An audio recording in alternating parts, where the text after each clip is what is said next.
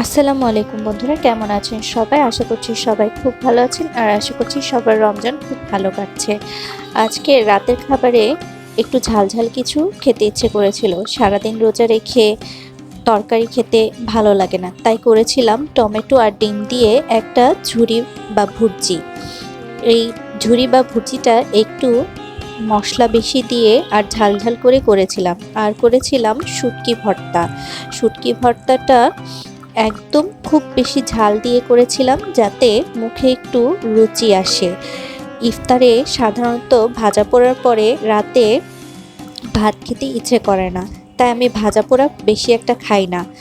পেঁয়াজু সাধারণত আমি ইফতারে খাই না বললেই চলে। এই পেঁয়াজুটা পরে আমি টমেটো ডাল দিয়ে মেখে খেতে খুব পছন্দ করি। এই ডালটা টমেটো দিয়ে টকটক করে রান্না করা, ডাল ছাড়া। আমাদের বাসার সবাই খুব পছন্দ করে শীতকালে এই ডালটা খায়।